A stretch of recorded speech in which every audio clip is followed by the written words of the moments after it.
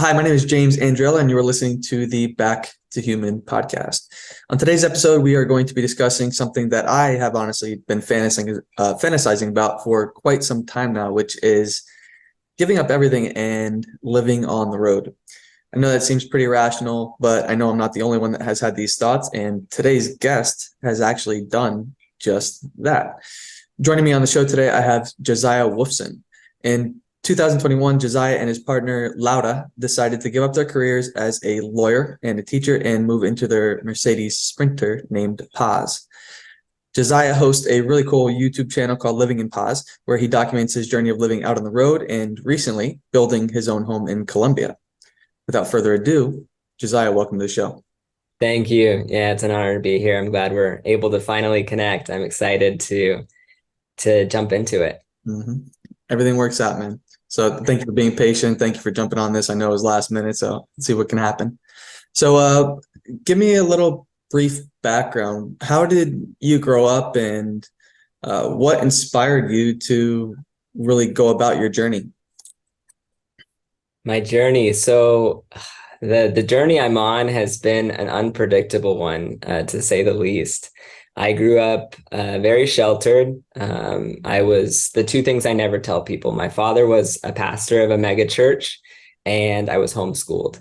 People tend to have preconceived notions when I jump into either of those two topics. And so I used to very much avoid them.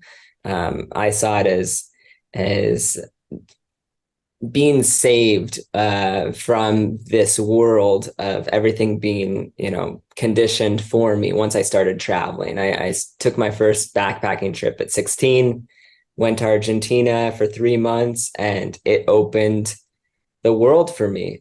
Traveling was a huge portal into what was possible, experiencing other cultures.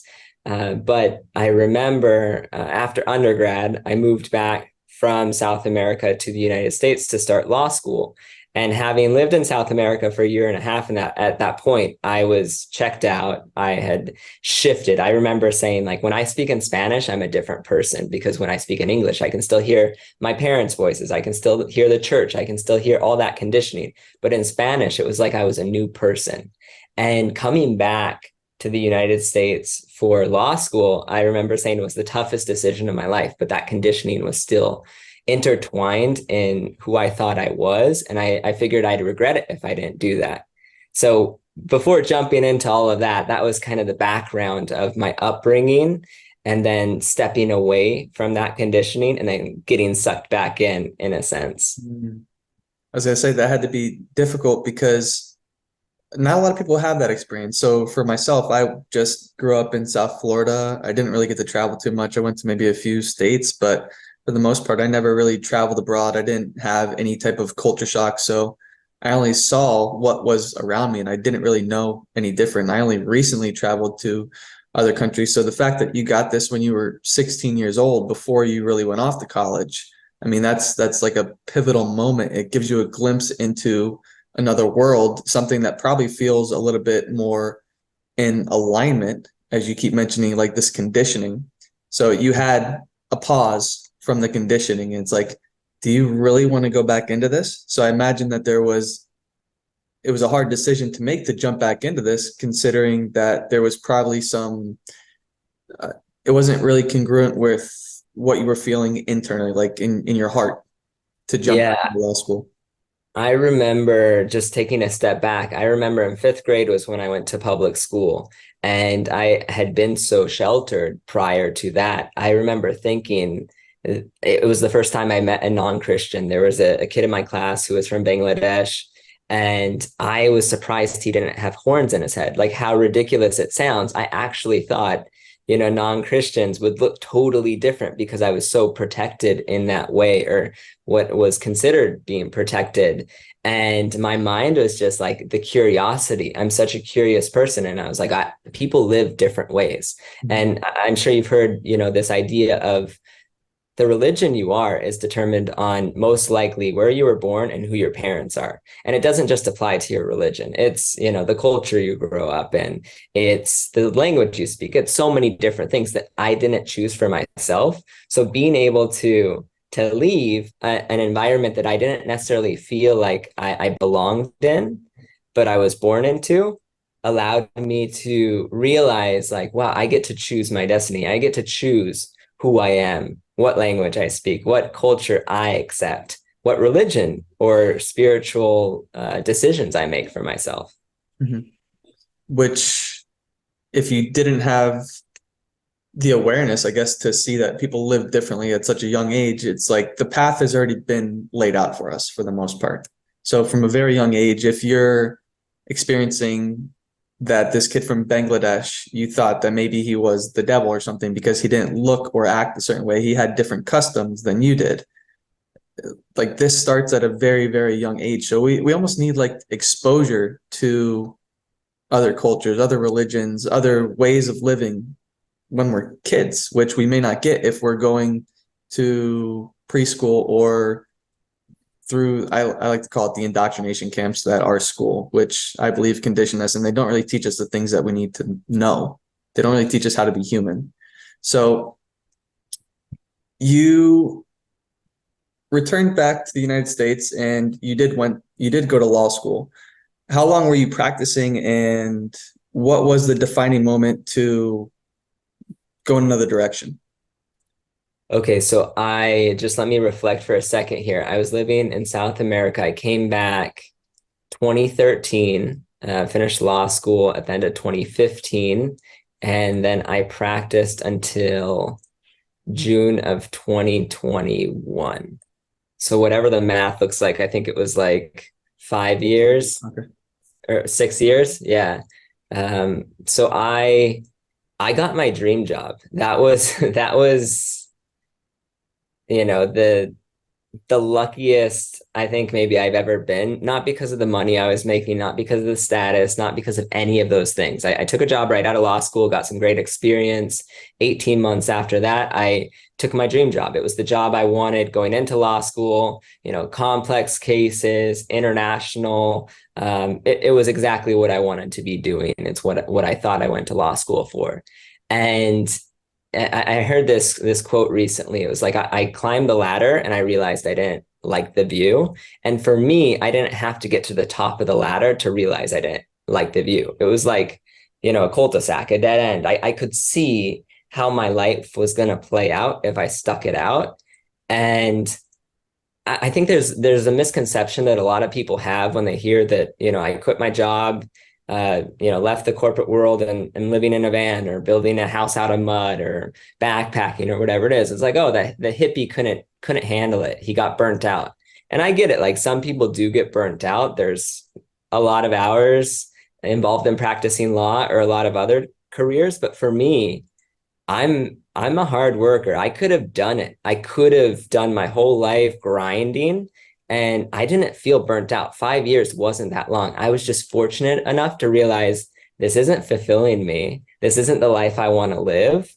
I either jump off on this exit or I just keep going. And I knew where that was going to take me. I didn't want to be there. Hmm. Did how did you get this glimpse into the future? Like, did you just see others that were around you? Because I mean, this was your dream job. It's like you made it. Yeah, that's a difficult question for me. I'm still processing it because a lot of people will say like it's that aha moment, it's that lightning strike. And for me, it really was breadcrumbs. It was little by little, a lot of different things aligning. People will say like when the student's ready, the teacher will appear. And it wasn't just one teacher, but little by little, as I was ready, things started to unveil themselves to me in the perfect way. So I still love traveling. Whenever I, finish a case and I had a few days off, I would, leave Thursday night, take Friday off, and then take the red eye Monday morning. So I'd, get a 4-day trip somewhere in Central America or like shoot over to Europe or like I was still traveling. I think I did, 35 countries by the time I was 19.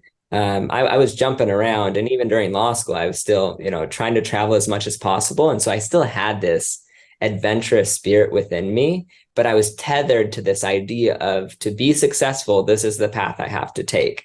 And getting back to your question, I think the traveling really was pushing the door open little by little but then it was also different people I met in my life, plant medicine, transformational training I did, um, just conversations with strangers. Like one of the things I love most about traveling isn't just seeing the places, but at least in my experience, I'm more open to have impactful experiences because I'm not busy, I'm not rushing. Like I'm convinced, even if you're in your own city, if you were just to stop and talk to people on the sidewalk, you would have the most incredible experiences. But we're also busy. We're rushing by each other. When you travel, you're sitting at a hostel, not sure, what the plan is for the day. You have breakfast with, a bunch of people from, I don't know, Zimbabwe, and you start learning and hearing these things, and it's just like, boom, because I was ready to listen. Mm-hmm.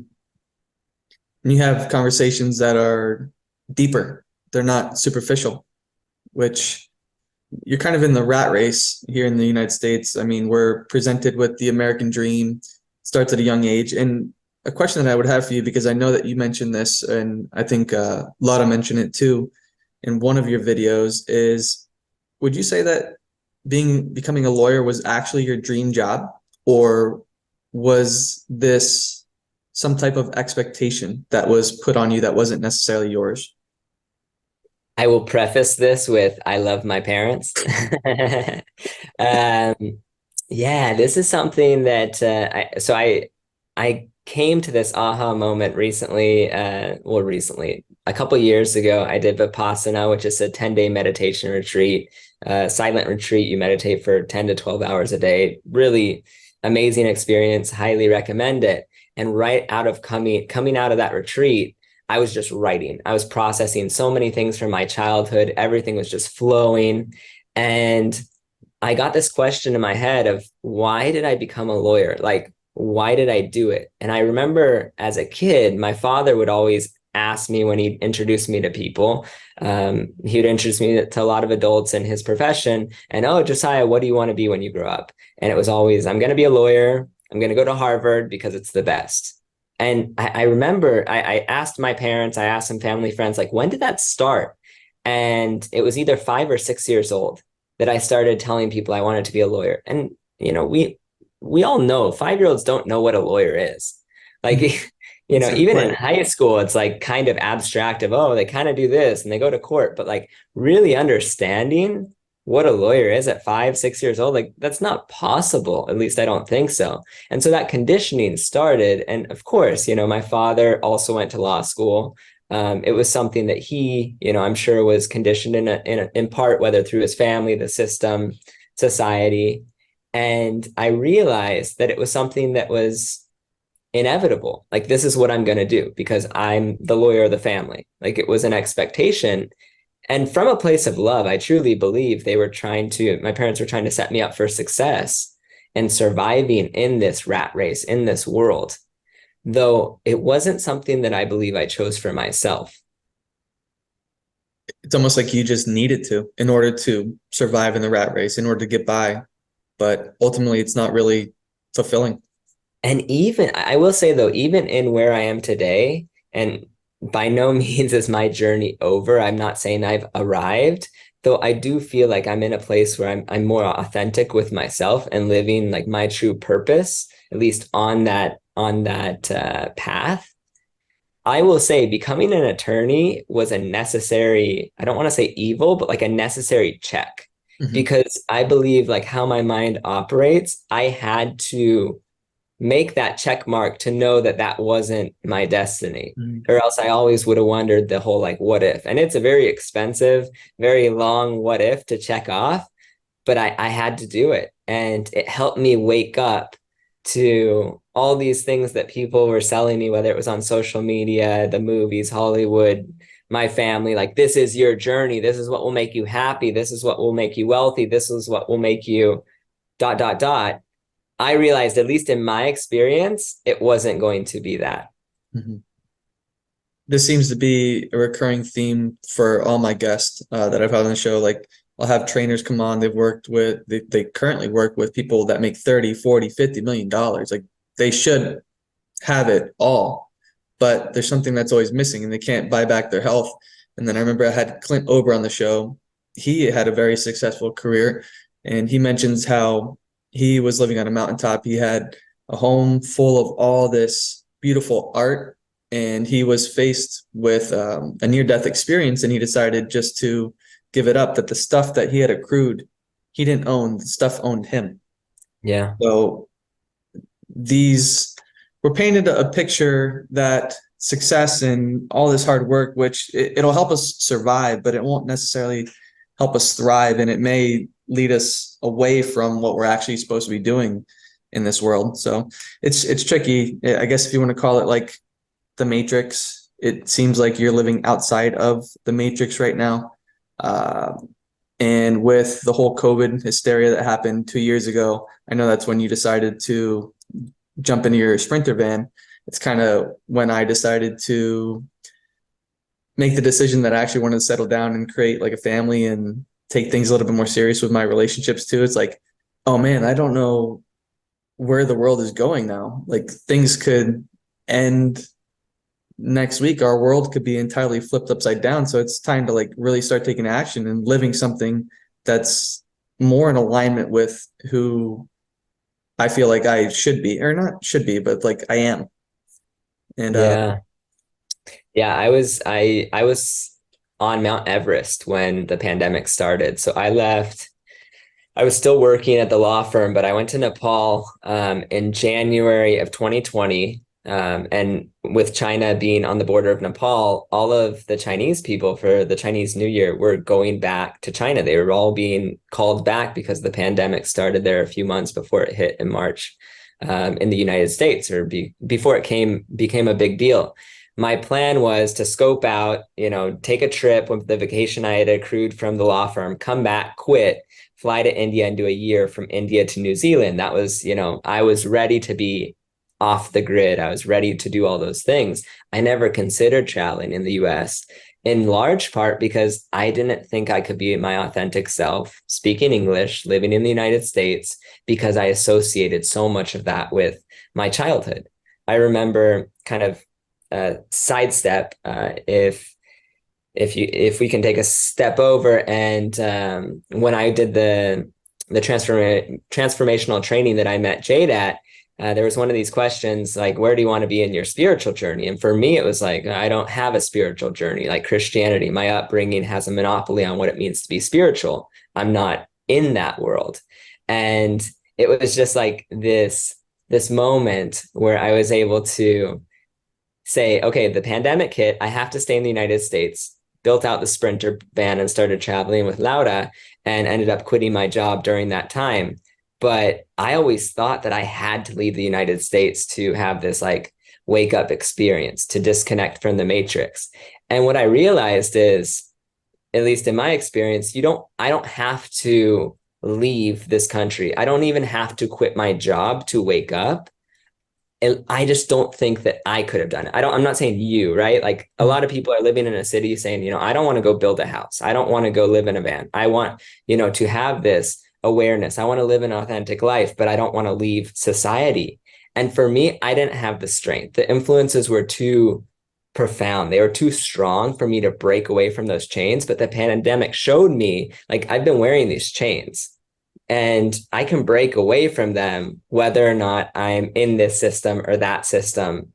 It's just acknowledging what they are and having that awareness and that accountability and that community to align to my authentic purpose rather than giving into the Matrix, right? Like if you look at the actual movie, The Matrix, I think of it like Neo goes into the Matrix, but he still knows who he is. He's still living like his authentic purpose when he's in the Matrix. He doesn't have to step outside the Matrix to be, and this is something I'm kind of thinking through right now on the spot. So maybe I'll change my mind in 5 minutes. But for me, I had to leave. I had to escape in order to unlearn so many things. Like I know you know a lot about health. If you're sick and the doctor can't figure out what it is, they say take everything out of your diet and reintroduce one thing at a time. I had to do that because I was really sick. I mean, there's a quote that says, well, there's a few quotes here. Environment dictates behavior. So it makes sense that you needed to remove yourself from the environment. And then also you can't heal in the same environment that made you sick. So you may needed to have removed yourself unless like something in the environment if you can kind of manipulate it somehow to work in your favor. And I think what you're getting at here is that it's a mental construct. It's like an elephant, a circus elephant. You could have a chain on them, but the chain might not be attached to anything, so they're not going to go anywhere. And it's like Yeah. you're kind of just stuck in this place. Meanwhile, the chain's not really attached to anything. It's a figment of your imagination. So I was actually going to ask you, do you feel like you can do both, kind of dip into one, dip into the other, which you kind of were doing at the time if you were a lawyer and then you were traveling on the weekends and such. But it's almost like you have one foot in the door, one foot out. So I think it'd be kind of difficult to operate in both. It's like once you come back to it, it's like, eventually I feel like one would overtake the other. You got to be pulled in one direction or the other. Yeah, I can only speak to my experience. So I don't want to project this and say what someone else can or can't do, but I know in my experience, I think the influence was too strong. Like I like to say like, oh, I don't care what anyone thinks. Like no one's going to influence me. I'm going to do what I want to do. But even at like a subconscious level, there were a lot of influences. Like I was spending, thousands of dollars on suits, not because I wanted to spend them, not because I wanted to spend that much, but because that was an expectation. Because in my job, if you're not wearing an expensive suit and a nice watch and driving this kind of car, clients will think you're not good at your job because you're not getting paid enough. Because if you were getting paid enough, you would, buy more expensive things. And that's how you like show status and all these types of things. So for me, it was influencing me. Even if I was aware of it, I was still doing those things because that's the way the game is played. Right. And it's this idea of waking up. Like a lot of people will talk about this, right? If I were sleeping and I wanted to wake up, I wanted to have this like sense of consciousness. I wanted to connect with my inner self, my true self, my higher self, whatever you want to call it. Could I have done that in the same environment? Maybe, probably not. Like there are all these little things like, oh, I started going to yoga, I started meditating, I met this person, but 60 hours a week, I was still in an office surrounded by other people. I don't know if they were quote unquote sleeping. And I don't say that in a condescending way. I just know they weren't showing up in a way where I felt inspired to wake up.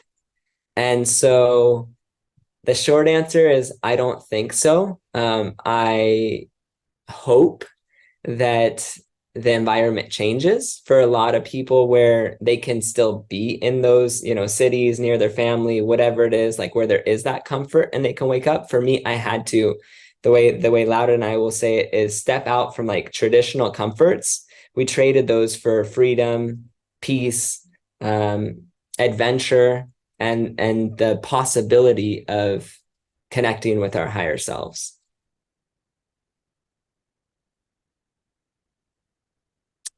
I think you're muted. Yeah, you're muted. Sorry. Yeah, baby was All in right. the background. I want to make sure we didn't catch him. What comes up for me as you're saying that is it's kind of like I feel like it would rub your soul the wrong way if you continue to stay in that environment, being around those people. It's like these relationships that are here are not fulfilling me. These people may be asleep, as you're saying, and they're not really in alignment. So any conversation isn't really impactful. As you're saying, you can go like on the city streets and just have a conversation with someone that you normally wouldn't have. I think it would be very difficult to like stay in that environment. Eventually, at some point, it's going to just manifest in some other type of way. Like even disease. I don't believe in just catching viruses or coming down with some type of illness. Like it's a manifestation of something that's going on internally and it's expressing itself externally. And you can try to mask it as much as you want. You could try to put these band-aids. Maybe you can go on a weekend trip or you can take a staycation, but ultimately your soul is trying to tell you like, hey, I really don't like this stuff. Can we do something different? Yeah, I one of my mentors told me recently I was in a challenging environment and I just wanted to leave. I wanted to escape. It was building this house, right? My partner and I, we're building this house. We have no experience and We're here in the middle of Colombia, no real resources, out in like rural mountainous terrain. And I was like, I can't do this anymore. I'm exhausted. I don't know what I'm doing. And I call my mentor. I'm like, okay, what do I do? And he asked me, he's like, what do you want most in life? And I told him, I want peace. I want to be able to just have peace in any environment just to maintain my peace. And he says, well, that's exactly what the universe is offering you.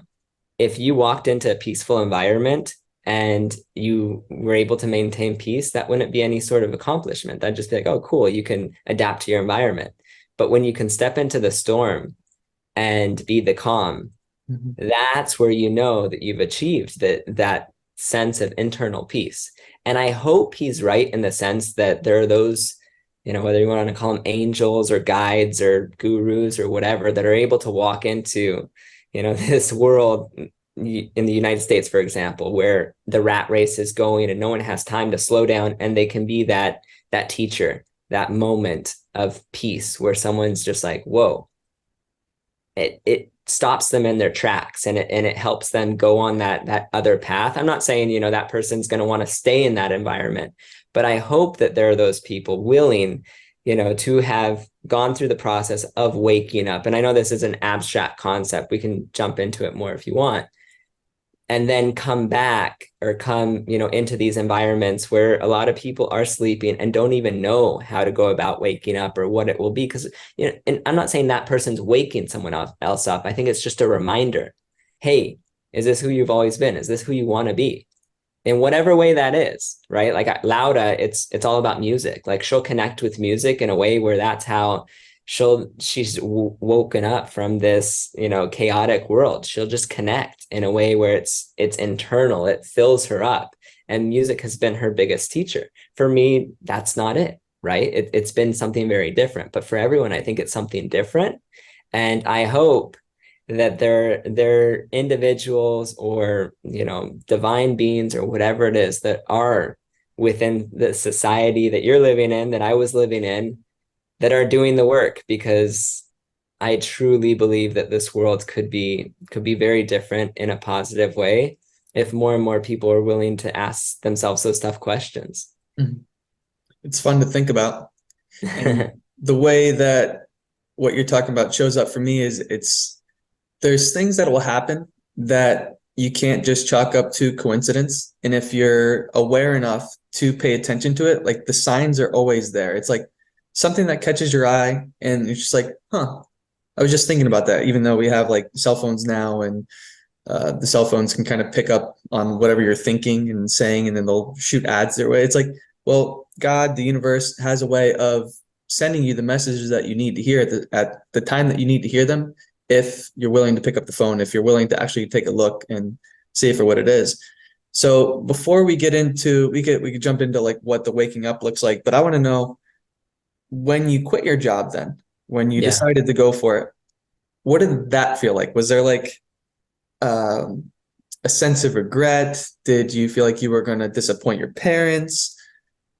Did it take a while to reintegrate and find out what the hell you were going to do? Yeah, so not so much with my parents, because I'd been the black sheep of the family. At least I saw myself as the black sheep of the family most of my life. I was all about exploring, traveling, getting hurt, whatever it was. Like just the way I lived my life was different. And so I don't think they were especially surprised. They would call it a gap year. Oh, my son's taking a gap year. Or the way my dad would rationalize it is, my son's done so well for himself, he's retiring before he's 30, right? Like, how parents are. And for me, it was, to answer your question, it was challenging to take that last step into the unknown. Like, yes, I knew we were going to get in the van and start driving, but I wasn't sure what was going to happen after that. It was a huge support to have Laura, a very just like wild experience. We met one night in Miami, then a couple years later reconnected. She traveled to the US, and we ended up from that day traveling 6 months in the US, then Mexico, and then Ecuador, and then Colombia. And, it just, it's wild because we knew each other one night before completely like jumping into this adventure together. And she moved to the US when I was finishing the band. The last few months she was living with me. And she was a great encouragement of like, okay, what's your last day? When are you going to quit? And for me, it was like, okay, what's the last weekend I can get where it's like a long weekend? I'm still getting paid for one more day, because 2 weeks salary in the job I was working was more than I was expecting to make, in 3 months off, passive income or whatever it was. Like I was going from a high 6-figure job to significantly less, especially because I was planning, how much could I live off of like this fire, like early retirement just for myself. And then I met Lauda. And so the numbers shifted. But at the end of the day, it wasn't as scary taking that last step off. Like I tried to squeeze out every cent I could before I quit. But what was, I think, symbolically a bigger step for me that my parents don't even know is filing for retirement. So I took the bar exam in Florida. I'm still an attorney, but I put in like the retirement. And if I don't unretire within 3 years, I would have to take the bar exam again to practice law. So something that I worked very hard for, right? Going to law school, passing the bar, and filing to say, I can't practice law right now, and I don't want to practice law. That was a couple of years ago. So if within a year I don't start practicing again, like I'll never be an attorney again, right? And at 32, like that's wild to my parents who thought I was taking a 1 year, gap year. So yeah, I think it's always scary stepping into the unknown before you do it. But like there's a voice, I think, inside of all of us, at least inside of me, that when people ask, like, do you think you'll regret it? And I told them, I know the only thing I'll regret is not doing it sooner. Like I knew that 100%, but that doesn't mean it's not still scary, right? If that makes sense. Yeah, it's like the job provided you with a false sense of security. I mean, it's a way to get by. Like you need income in order to actually get food, pay rent, whatever it is, just to live. But would you say that that security wasn't really true? Like it was a false sense of security, and you feel even more secure now that you don't have to worry about these things? I would say in terms of like stress, anxiety, back pain, so many things have just like fallen off the table that were very present in my life prior. So I'm not worrying about certain things. Finances are different. Like I think about money, but I would think about money before too. I would check my bank account more before watching it grow. And now where it's more stable, just knowing I'm spending less. I will say though, for me, it wasn't just the financial security.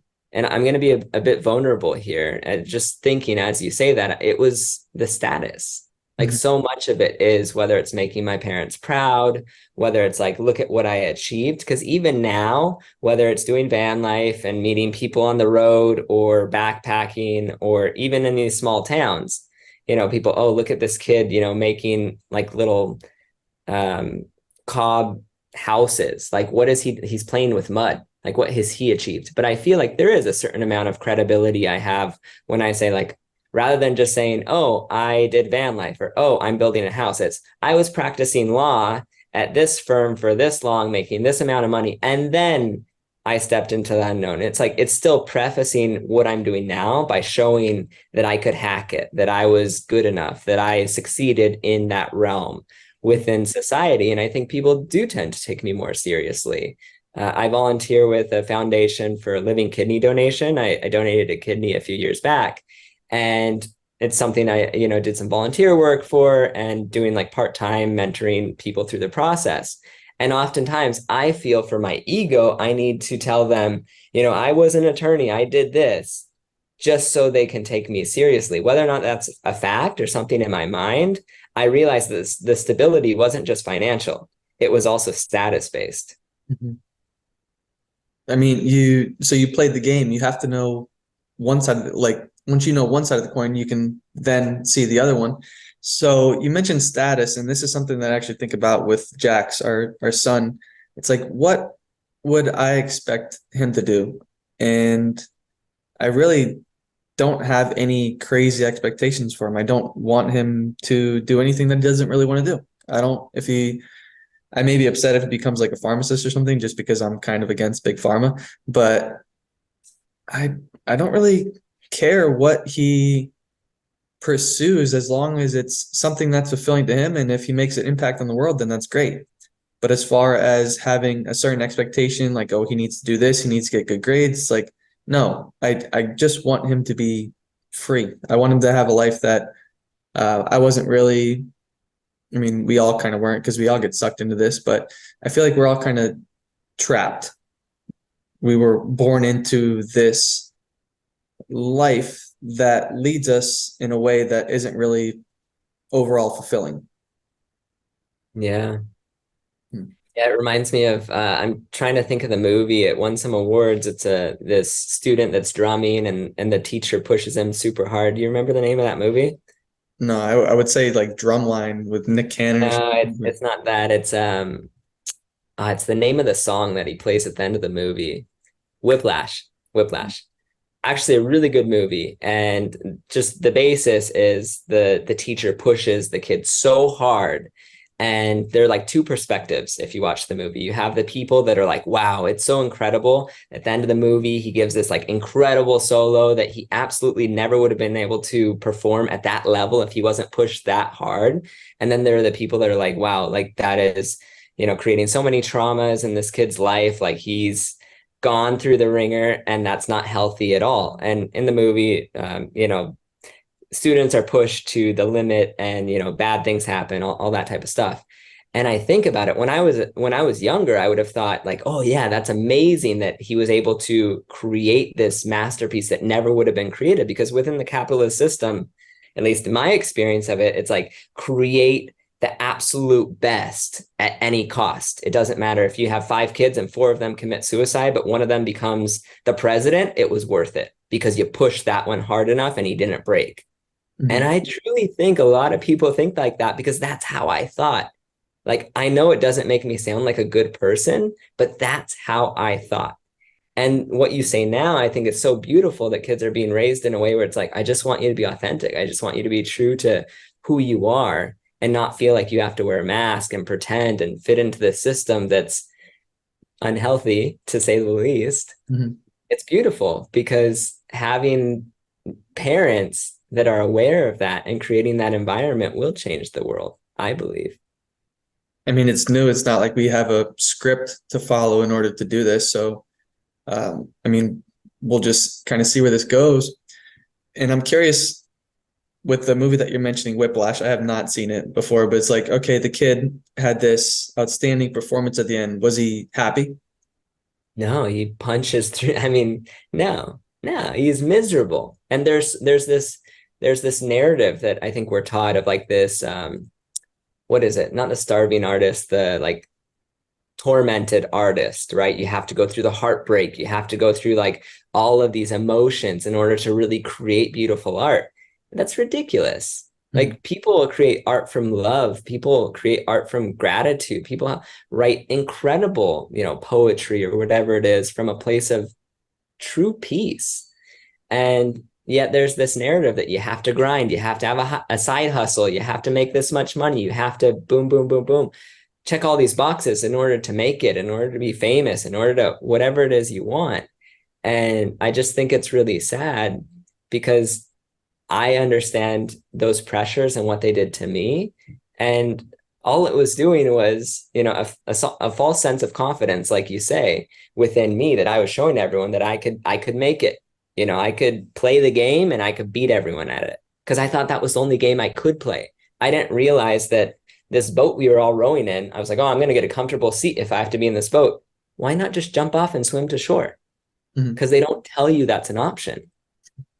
I mean, it's a really tricky conversation because to some extent, I feel like you do need to face some struggle and adversity. Um, I'm sure that looks different. Like, say, for instance, tribes or a civilization that we don't even know about that hasn't been introduced to capitalism. What challenges and struggles do they face that allow them to actually grow? Because if you just coddle and protect your kids, then they don't really have the opportunity to flourish as well. They're kind of gonna, you may stunt them. So as a parent now, I know that I can't just baby him, but I trust that he'll be able to discern and make his own way. So I guess what I want to lead into with that is you have been what some people would consider successful. You made it, right? You had the dream job, which I'm very curious in a year when your 3 years of non-practice comes up, what that's going to look like if you are still at that fork in the road. It's like, yeah, I'm heading this way, or if it's like, do I really want to give that up? But what would you say success looks like for you now? How do we be? What is success, and what does status look like when you were out of the rat race? Do you even care? Yeah, I guess for me, there's success that other people see, right? So when you say like I was successful, yes, from other people's perspective, yes, but I was, binge drinking, I was sleeping with different women very often. I don't know if we should edit that, but I was doing a lot of things that weren't healthy for me. I didn't feel fulfilled. I felt empty in a lot of ways. So in that sense, I was successful financially. I had the status, but was I successful? And now, am I successful? I don't know what other people would say in terms of, whether or not I'm successful. I know when I wake up in the morning, I don't have a mirror, so I don't look at myself in the mirror, but closing my eyes, meditating, having time, I am rich with time. I do what I choose to do with my time. It doesn't mean I don't stay busy, but there are things that I've taken on voluntarily, not by necessity. And I think that is a huge testament to success. I think being able to live an authentic life is something that maybe most of us are capable of. Obviously there's a carve out for people that are in like abusive situations they can't escape, and we won't go into that, but for the most part, most of us have the option to be authentic, and we're choosing another path. For me, I feel supported in living an authentic life by my community, by the people that I've chosen to be in my life, whether it's my partner, my close friends, certain family members. And so in that sense, getting to choose my own path and not knowing what it looks like because I'm, only seeing the little flashlight, like what the next rock is that I step on, and being maybe not comfortable with that, but fully accepting that and being at peace with that. I mean, that's the ultimate success for me. I mean, I feel like that's actual living when you don't have the monotonous routine, when every day isn't Groundhog Day, where you get up, you do the same thing, you brush your teeth the same way, do your hair, walk out, drive to the same job that you probably hate, go home, eat, maybe processed food, and then do the same thing on repeat for years and years and years and years. And then when you are actually supposed to retire, you pretty much just wasted your life. Yeah, and it's easy to think of it as like, oh wow, this kid has such an adventurous life. He's traveling, he's doing this, he's doing that. I will say, with building this cob house, like we thought it might take 3 months. It took, 7 months over the course of a year to build. And there were a lot of monotonous days where it was like, what are we doing? But it was our choice. We weren't making any money. We were building our own house for ourselves, and we learned so much. So in terms of adversity, I would say, being in a relationship, especially with someone from a different culture, will bring a lot of adversity. Lauda has been my greatest teacher by far. And building this house, we really honored the process. Full moon a couple of days ago, and really took in all of the lessons we learned. And in that sense, like there were a lot of monotonous days, but we found the beauty in it and the struggle that taught us so much. So I won't pretend that my life is like, oh, it's fabulous. It's every day is an adventure. I mean, there's been a lot of discomfort. We've been living without electricity for the year as we were building this house. When we were traveling, we did, 3 months in Ecuador. I think we spent, what was it, like $1,400 between the two of us for 3 months, right? Mm. Like we were doing volunteer projects. We were traveling very cheap. in large part because, we don't really get to choose where we go with visa status. We kind of are traveling all over the world, not just optionally, but like we have to if we want to stay together. So there's been a lot of discomfort. It's not all, rainbows and butterflies, but Mhm. that's some of the discomfort and that's some of the adversity that's created the biggest lessons in my life. Mhm. And as you state, you get to choose that you're doing this. You're not just obligated to do so in order to maintain your lifestyle because you did choose this. So, let me see. With what struggles did you face when you were in the van prior to building your house? And I do want to get into that. I want to save it for a little bit later, like what this whole process looked like and what your future looks like. But when you transition to the van, because I feel like that seems like something that's a little bit um, more in reach, especially for people like myself that have had these thoughts. It's like, how did did you build out your van in a certain way? What necessities did you feel like you needed? And overall, how did your life look like when you made that transition? Yeah, so I bought the van before I quit my job. So I was still working, but because of the pandemic, I was able to work remote. And so I was building anytime I could. Took about 6 months to build it out. Lauda helped me with the last few months of it.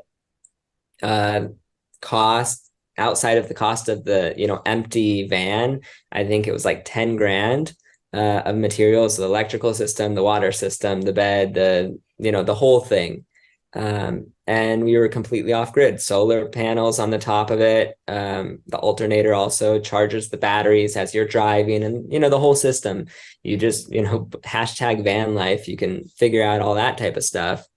And so there are things like that you take for granted in day-to-day life, at least I did, where your water comes from, where you have to dump your composting toilet and all those types of things that you get used to pretty quick, at least I did. So the discomfort, the space, I guess I would say, like, it's a much smaller space. We were living in like a 12-foot van. So it's pretty small, end to end. Though we spent so much time outside, most people that are doing van life are following the weather. So they, are avoiding the rain. They're in nice weather most of the year, whether they're going down to Mexico or up to Canada or staying in the US, whatever it is. But for me, I thought it would be a lot more difficult. It really was just stepping into the unknown. I know I mentioned that before, but it's making the decision. After that, humans are incredible. Like, we are incredible problem solvers. We can figure things out. And I know the last few generations, we've lost the ability to plant food, build houses, so take care of ourselves. And, a lot of us have become dependent on the system. But if you challenge yourself, guided to step away from it, you will figure it out. And there will be some discomfort, but it's not as tough as you think. I'm trying to envision like your very last day when you decided to just up and leave and get in the van. It's like, okay, this is real. We don't know where we're going, but we're gonna make it happen. And what besides the van and the initial cost of the electricity, what would your expenses look like month to month? How much has it costed you to like live yearly? Three things: we would pay for gas, we pay for groceries, and then car insurance. That was it. If we needed clothes, we go to Goodwill, like, used type stuff. But for the most part, I mean, we really just got rid of things. Like, I had boxes and boxes of suits and all sorts of things that I got rid of. And I mean, now we're living a minimalist lifestyle by far. And it's liberating, like getting rid of things. I was laughing, even what to wear for this podcast today, or like video podcast. And I was like, I don't have to think about what to wear because I just got back from where we're building our house last night. We finished, and all my clothes, like work clothes, are dirty. I have, two t-shirts. I just put a t-shirt on, like that I would wear. And it sounds like, oh, poor kid, like he doesn't have clothes. For me, I remember opening up my wardrobe and having to choose between, 18 suits, I think is what like I remember thinking like, oh, I have this, all of these colors, all of these tie combinations. And not that I couldn't do it, and decision fatigue is real, I will tell you that. But it's wild to me to think that I was taking so much time on things that didn't matter and living a minimalist lifestyle, forcing yourself into a van. It's amazing. It's amazing to not have to worry about all those things. I'm glad you just said that as Jade decides to walk out, because that's something that she gets at me for only wanting to wear like white and black shirts. I'm like, this makes my life so much simpler. I want two white shirts, two black shirts, and maybe two pairs of jeans, and then it makes my life so much simpler. I don't have to sift through all this. So you went from the $1,000 suits to Goodwill, and do you feel like when you made that switch, we have a guest, by the way. Yeah, bud. Hey, buddy. When you made that switch, did you feel like your status immediately just dropped, or you didn't care? Like, what did it matter? So I wasn't brushing shoulders with the same people, right? It wasn't until maybe 6 months into van life, I went to a wedding of a buddy that I went to elementary school with, actually. And I remember showing up to the wedding, and you get assigned to a table, and I'm wearing, I think I borrowed a button up from my father, actually, because it was a few hours from where they live. Stopped at their house, put on some of my dad's clothes to go to this wedding because I didn't have any dressy clothes anymore. And I just felt so disconnected. I mean, I love you, bro, but it was, I was surrounded by people talking about things that, like, it was refreshing because I don't do that. I wasn't doing that small talk anymore. I was literally sitting around fires with strangers talking about their deepest, secrets and their struggles. And it's like, when you're on an airplane, at least before everyone had their iPods or iPhones and headphones and all that type of stuff, you would talk to the person next to you, and it was like the greatest therapy session because you're never going to see this person again. There's no social media, like years ago. But it was so beautiful because it's like you meet this stranger and you just get to share with them. For me, doing van life, it was the same type of thing. We're able to connect with these people because you end up parking at the same spot in the middle of the wilderness. You spend a day or two there. You share beautiful stories around the fire with a diverse group of people, and then everyone goes their separate ways. But I showed up at this wedding in this big city in Arizona, and everyone was talking about all these things that I used to talk about. And I felt so out of place. I felt so like, and I had quit drinking at that point. It's been 2 years now. Basically, right before starting van life, I decided to stop drinking alcohol because I realized I was using it to fit into an environment that wasn't serving me, or that I didn't feel like I belonged in. I had to put that mask on, and liquor helped, right? Especially living in Miami. Like, it's a huge part of the social scene. And being at that wedding, not drinking, not even wearing my own clothes, it was just such a disconnect. It was like that starch, wow, that's how it used to be, and this is how it is now. I'm sure it reinforced your decision. And I love that you bring up the alcohol, because I'm curious how much fun people would be having. This was true for myself too. It's like I couldn't go into the same environments. I couldn't go into the same social circles anymore because I just wasn't operating at that wavelength.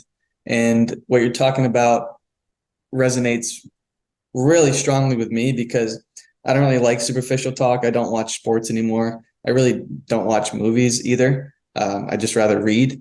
So anytime that something happens in the news, or this person, that person's like, I don't know about it. I almost don't know how to respond. And my facial expressions they probably give it away. I'm very expressive. So I can't even pretend to honestly care about whatever the conversation is, because it's like, why are we talking about this right now? This is ultimately a waste of time. It's like, I don't even think that you care about this. You're just trying to, I guess, close the gap or create some type of noise, but it's not important. It's probably one of my favorite books. It's called Essentialism. Mm. And it states that there's really not a whole lot that is truly important. So we mentioned before, or we talked about before, like what success looks like for you now that you're kind of out of the rat race. What do you consider to be important? What's important? I mean, other than the obvious, food, Family. water, that Yeah. type of stuff, I keep coming back to this narrative of living an authentic life for me, and caring about other people. Like when you talk about having these superficial conversations, whether it's at a wedding or with family or whatever it is, it's so easy for people to see me as who I used to be and try to fit me back into that box.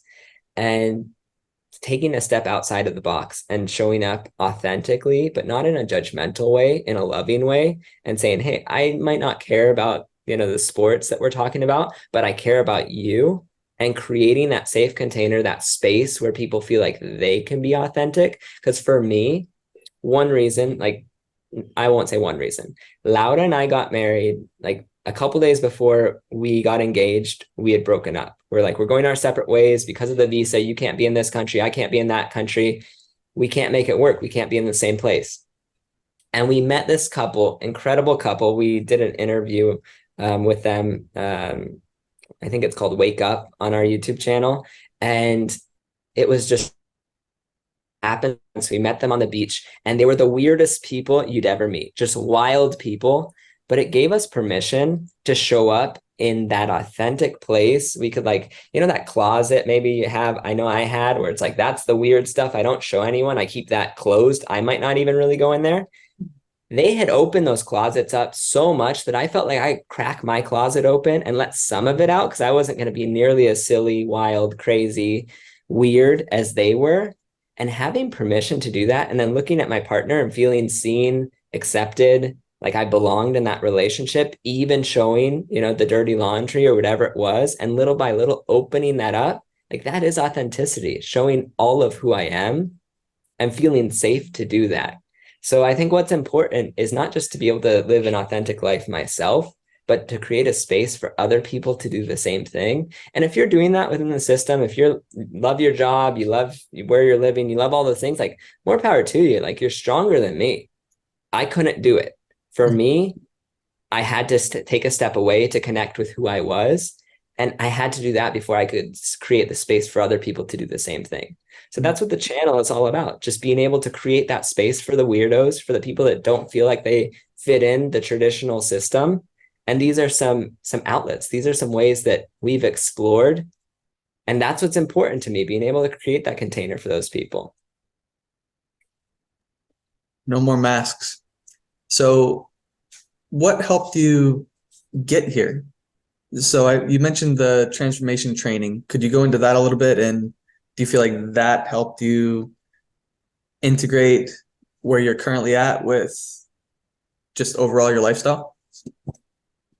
Yeah, yeah. So this was the end of 2018 that I did this transformational training. I like to look at it as like a experiential group therapy, where all the traumas come up, all of the experiences, you're triggered, your buttons are pushed, at least mine were, and then you get to see how you show up in the world, the transformations you'd like to take in order to be the person, your higher self, who you really want to be. Without getting into all the woo stuff that was very much there, I went in because my former partner had done the training and realized that, she was at a frequency that did not align with where I was at in that moment when I was practicing law. And I wanted to do the training to show that it was this cult that had stolen my girlfriend at the time. Right. And so I went in like trying to figure everything out undercover, and I drank the Kool-Aid. It was a really beautiful experience. It took some time, and I got a lot of feedback on, what an asshole I was up until the point where I really broke through. But I remember in part 2 of the training, there's this experience where, you're in the middle and you're making declarations. Without getting into the details, I claimed that I was going to quit my job within a year. And that was like crazy, because I remember at the beginning people saying like, I'm going to quit my job, I'm going to do this, I'm going to break up with my partner, I'm going to make these big life decisions. And I was like, these people are on this high, this mountaintop experience, and they're drinking the Kool-Aid, and they're going to come down and not know what they're going to do with their life. Because I was very calculated, I was very organized, I was very like, this is my 10-year plan. And it just came out. it was one of those moments where I was like, I'm going to quit my job within a year. I didn't know how that was going to happen. I didn't know what, but a year later I had, quit my job, and I was in a van, or I guess it was a year and a half later. So yeah, it was a huge experience. I met your wife, or your partner, there, really beautiful person. I'm so glad we connected. But so many moments when I reflect, it was, people say like high school, like, oh, the good old days. It might not have felt like it when you were there, but looking back, it's like, oh, wow, I really miss those things. The training was one of those experiences for me. There were so many little seeds that were planted that I didn't even realize how beautiful they were until years later, when they've, you know, grown into these beautiful flowers, where I'm like, wow, it was a really special experience for me. From what Jade has told me and what I've heard from Alvi too, it's like it's a really intense experience. So it's almost like get it all in now, and then it may not make sense in the moment, but afterwards, generally, I've found that with like microdosing or plant medicines too. It's you don't get all of the integration right away. It's almost like an onion where layers are peeled back one by one by one. And it's like, well, where did this conditioning come from? Where did all these masks come from? And question that I have for you is, you said that you wanted to quit sometimes with building the house. We can get in the Mhm. house now. Has there ever been a time when you wanted to run back to the comforts? Yeah, it's not the comforts, but yes, it is what it was, running back to the status. It's like what I said before. I used to talk about myself as like, oh, I'm an intellectual, I'm, well read, I'm cultured, I'm all these, pretentious things. Like that's how I would see myself, because I thought that's where I got acceptance, and that's where I would feel a sense of belonging, and that I was successful and all these things. And I do love to use my mind. And so, when friends will call me up for a legal problem, and I'll, write something up for them or help them with something, like there is that part of me, like my ego gets off. And I'm not saying like, oh, I shouldn't use my mind now because I'm not practicing law. Like there are many ways I get to challenge myself that I also enjoy. Though, yeah, there are those moments like when I get a taste of it, and they're tests. They're tests, absolutely. Like my dad, maybe it wasn't my dad. So someone sent an attorney to reach out to me. It's like, oh, I saw your YouTube video. I think it's great that you're living off grid. You could start taking some cases part-time and still practice law and like have it both ways, kind of like what you were saying. And I didn't take the bait because I knew chewing on it for a little while, it would taste good, at least to my ego. And little by little, I let my ego get back in the driver's seat, because for a long time I was like, okay, I don't want control. My authentic self can't handle it. Let my ego take over, and it would drive the car. And now, little by little, I feel like I've taken my ego, put him, her, whatever, in its place, like the role of just keeping me alive, keeping me in my body, nothing more. At least that's the goal.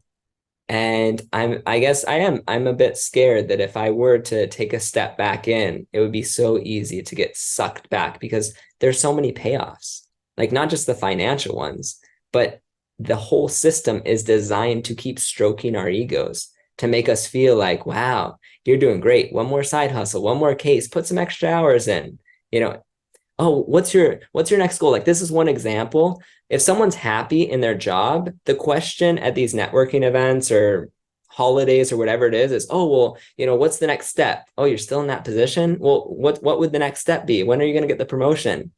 That doesn't even make sense to me.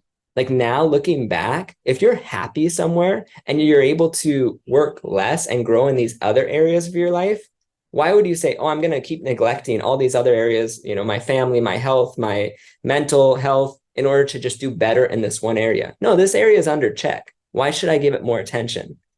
And for me, I was very much on the partnership track. Let me just grind, grind, grind. Completely disregarded most of the other areas in my life. So yeah, a long answer to a simple question, but there have been the temptations. And fortunately, these last 2 years haven't given in.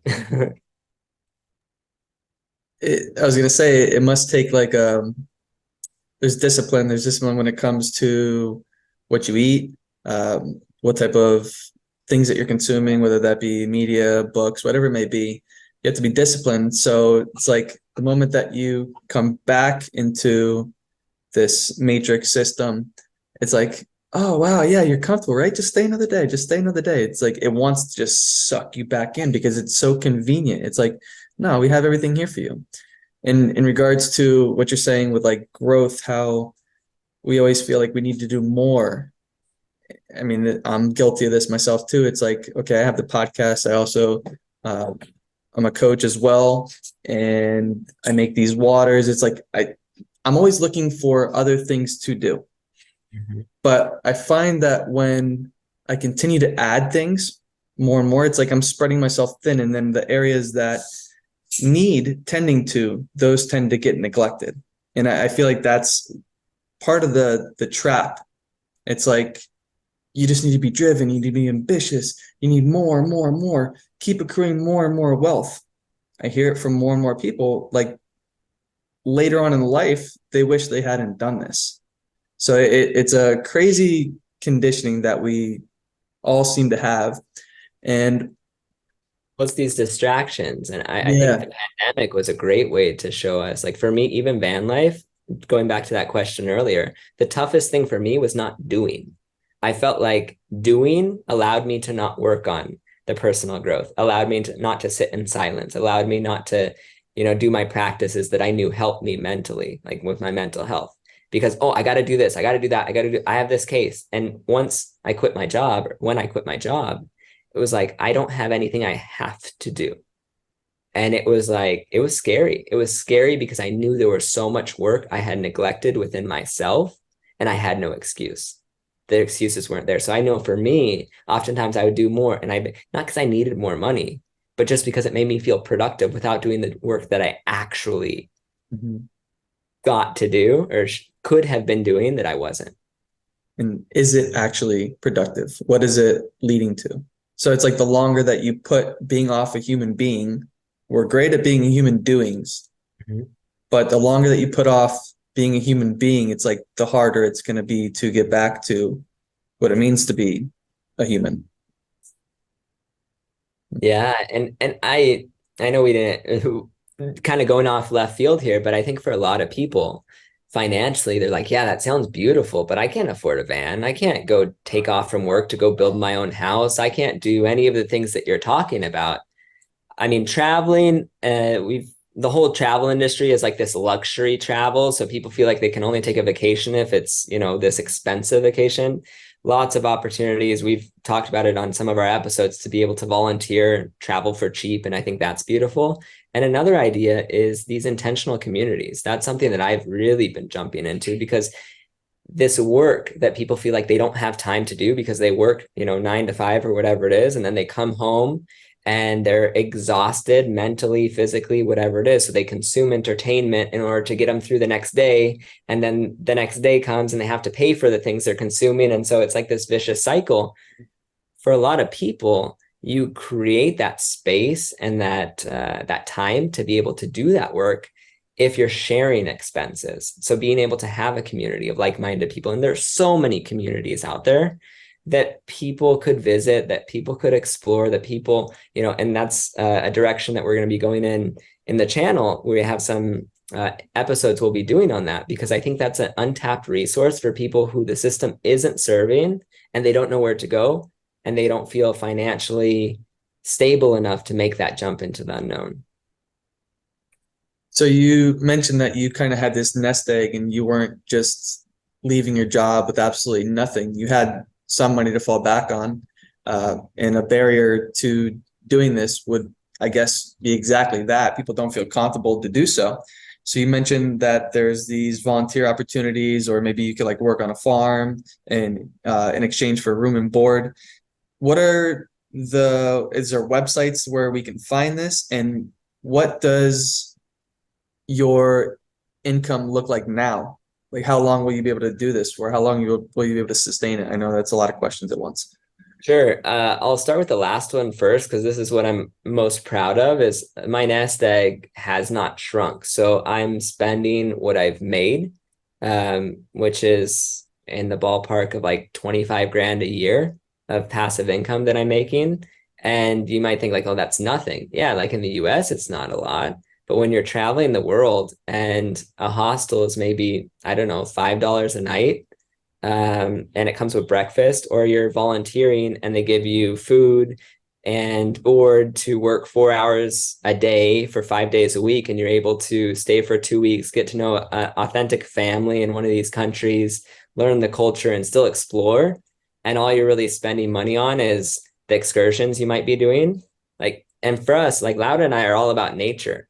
Pretty much all the things we do is like hiking, finding rivers to bathe in, and just be out in the wilderness, right? So we don't spend a lot of money. There are times where I'm like, oh, it would be nice to have a little bit more, but yeah, I mean, well, that's the answer, the last answer, and I don't remember all the questions you asked, So but where does your main source of income come from now? Where or how can people make an income living on the road?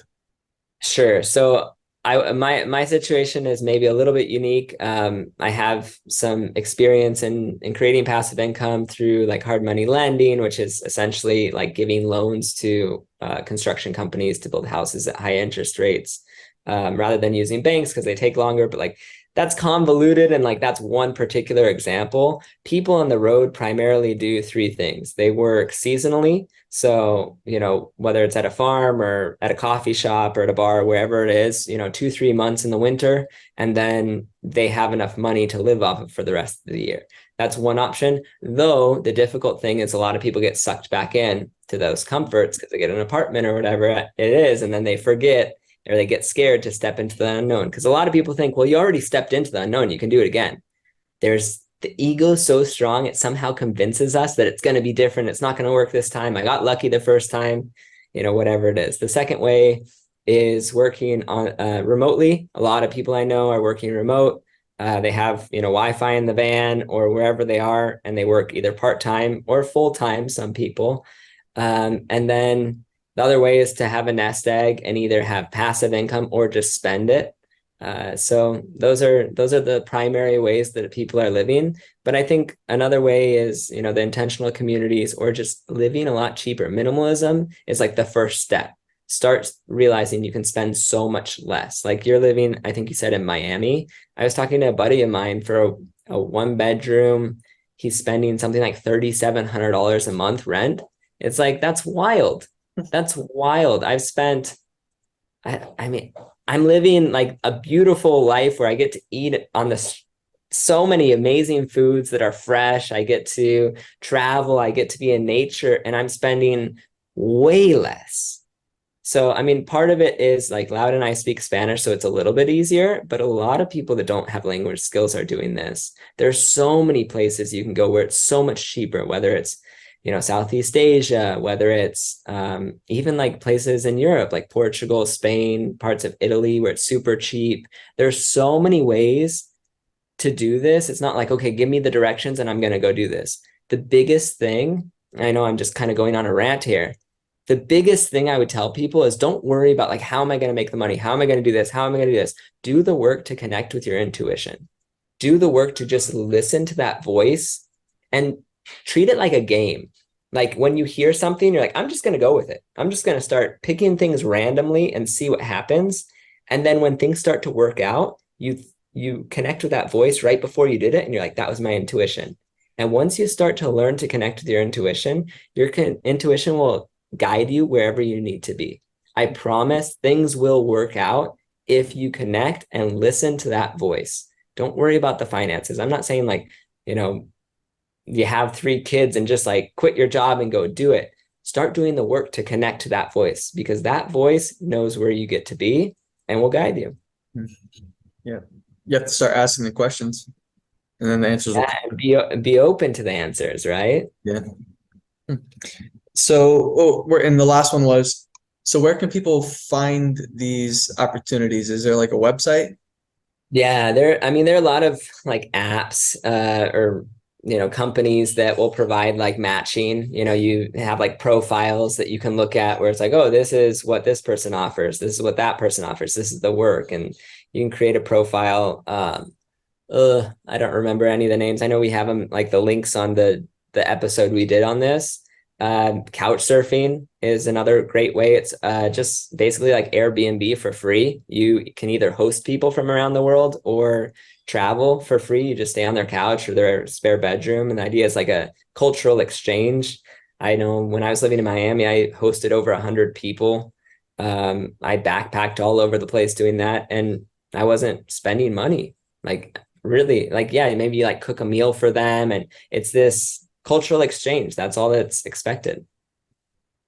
You mentioned that you and Laura like just hiking and such, and I found that the best experiences that I've had are generally like free or next to nothing, like going to the state parks or uh, going to see a waterfall or something like that. That's the most enjoyable experience where I can just kind of be present and be out of all the noise. Like I don't really have too much fun going to clubs or like sporting events, anything like that anymore. It just doesn't appeal to me too much. Now I'm really seeking like the quiet and the natural stuff, and it's free or next to free.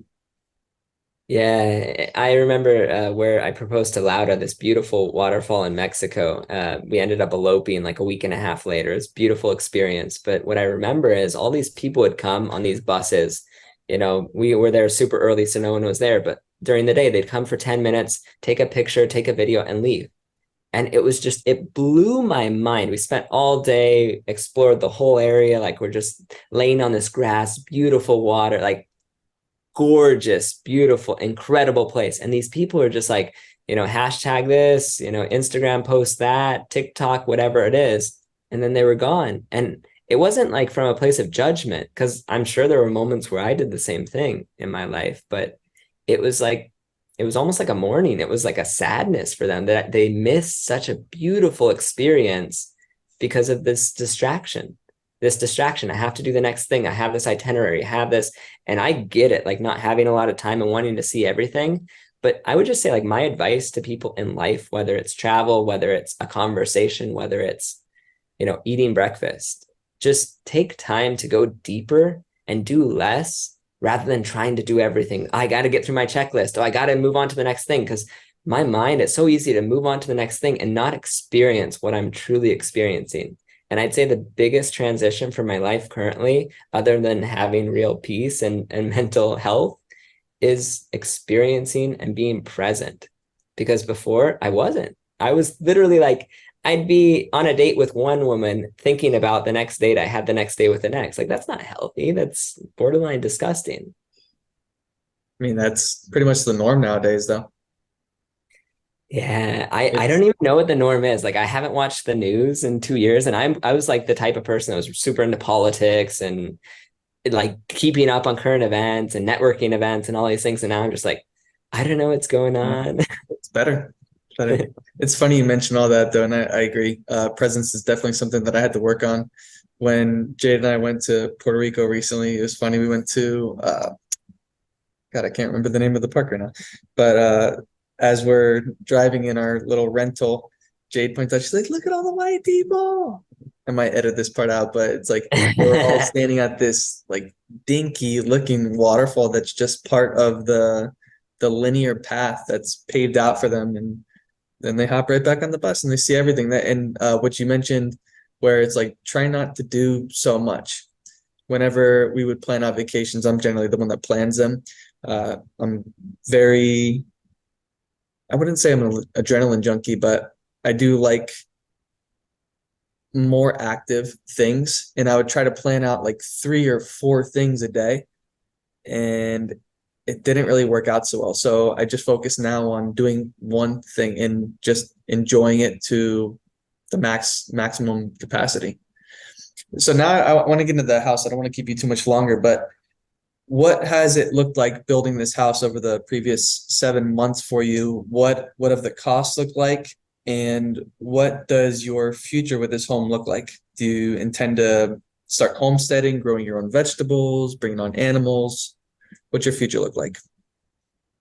Yeah, so this idea was primarily based on we Laura and I couldn't be in the same place because of visa issues. And we did get married. We eloped and went through that process 14 months ago, and still waiting on the interview for her to be able to enter the United States. And so it's been a great opportunity to travel around the world. But also, yeah, we decided to do a project with this time we had. So we spent time building a cob house, which is totally natural. Cob is a mixture of sand, straw, and clay. And yeah, it's been a challenging experience. It's challenged our relationship in the first year of marriage, for sure.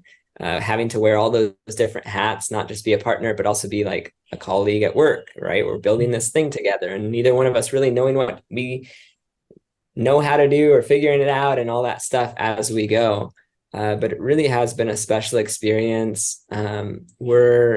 We're going to be going to another country because my visa is expiring in Colombia. We finished the house this last week. The tour of the house will be up in the next few weeks. We'll be doing an episode on the costs that will come out in the next couple of weeks as well on the YouTube channel. It was probably about $3,000, all the materials. Obviously, that's not including our time, but Laura and I built it ourselves. And some of the materials, like the clay, we were able to source from the property. So, didn't spend anything on that. Other than that, like we were paying for sand. We collected the rocks for the base of the house on the property and around town. Like we did it cheap, but the whole objective was if we can show people that, we can create this house without any experience watching some YouTube videos, it's opening a door of possibilities. Like, I don't know what that average cost of houses are, but I know that I read something like they've increased like 39%, 39 times, like 3,900 times, right? Or 3,900%, whatever it is, since the 70s. Like, it's just not affordable. And especially with like people paying for student loans and paying for this and paying for that and having to have the new iPhone and all, like life isn't affordable anymore. And building your own house is one way to make it more affordable, to have more time, things like chickens. And, we grew like avocado trees and mango trees and plantains and limes and all these different things. And we also did an episode with Laura's parents, who recently retired, moved up into the mountains and started homesteading. And they've been living completely off grid and having this amazing experience connecting with the plants that they're planting and the animals. And it's just a really beautiful way of life compared to being in front of a television or being in front of a computer or being on your phone or being at your desk. It's just healthy. I believe it's the way we're meant to live, like being in nature. You built a home for less than the rent of an apartment in Miami for a one-bedroom apartment, pretty Yeah. much. And I And totally agree with you. it's huge. Like after living in the van, I kept telling Laura, like, this is so big. Like, I mean, what is it? It's probably like 6 meters, like 18 feet. And it's octagon. So like whatever that looks like dimensionally. And it's maybe like 11, 12 feet high. So we made a pretty, like for me, it's a huge house. It has a loft, bed, all that type of stuff. And we made it, like us two. And it's so much bigger than the van. And we're surrounded by nature. Like we joke, like we have such a big house because it's everything outside. Like it encourages us to go outside. I agree with what you were saying, how like these are skills that like this is the way that we should be living. Like we should know how to do these things, but we kind of just pawn it off to someone else to do for us because we're distracted. So Well, these that's things, that's what they want, right? Like yeah. without getting into all these conspiracy theories, like the government wants us to be dependent on it because then we give it all of the power. If we were able to be dependent on ourselves, we wouldn't rely on them. And then if we didn't like something they were doing, okay, well, we don't need them. But right now we do need them. We don't know how to do these things. Mhm. Like it's as simple as that. It's not that complex. No. And that's why I think it's really important and really interesting what you're doing, because even if it's seemingly small or wild to others, it's like you're bringing back a sense of what we're missing. You're bringing back something that we should know, but has just kind of been taken away from us with all the comforts and the convenience that we're offered. So I really admire what you're doing, and I've been talking to Jade about van life for quite some time now, and I did set a date. Now I just need to follow up with it. Now I just need to follow through and take some even more action. But slowly but surely, we're getting there. It's a little As bit more Jade would difficult with a say, kid. as Jade would say, you get to. Yeah, we get to. I imagine it'll be fun. It's scary to think about because it would require leaving behind the security, the false sense of security, but I feel like it would lead to a lot more fulfillment and even more happiness than we've already been able to curate. Yeah, and challenges, right? Like I don't want anyone to, listen to this point and think like, oh, there aren't challenges with that lifestyle. There are, they're different and they're beautiful. Like if you stick with, being aligned to who you are and committed to not turning your back to those comforts, to those, false sense of security, stick with it. There's so many beautiful, amazing payoffs that will be different for you than they are for me. Like the journey for everyone is different. I'm not trying to say like, this is the roadmap, go take it. You'll get to exactly where I am. I'm not hoping that for anyone, right? Like it looks different for everyone. Connect to who you are, your authentic self. Everything else will fall into place as long as you listen. And I fully believe that, brother. It's great to just know that there are options like this out there. Josiah, I really, really appreciate your time, man. Thank you for coming on here. It was great getting to know you, great getting to chat with you. I look forward to following up with your build out and wherever your journeys take you. Besides YouTube, I know you have the Living in Pause channel, which I'll leave in the show notes. Where else can people find you? Yeah, we're on Instagram. Lauda might have created a TikTok, I don't know. But yeah, more than anything, I mean, if you want to watch the videos, I would definitely encourage you, jump in. If you're one of those weirdos like me that doesn't feel like you're fitting in with the status quo and you're open to an alternative lifestyle or way of thinking, more than anything, like if you're willing to just go outside, be in nature, close your eyes, meditate for a minute, anytime that you would take watching the video, just do that and you will get more out of that than anything else. And if on top of that, you want to go watch some of the videos, subscribe, go for it. Awesome. Cool. Thank you so much again for your time, brother. I will let you know Yeah. when this one is out. Thanks, James.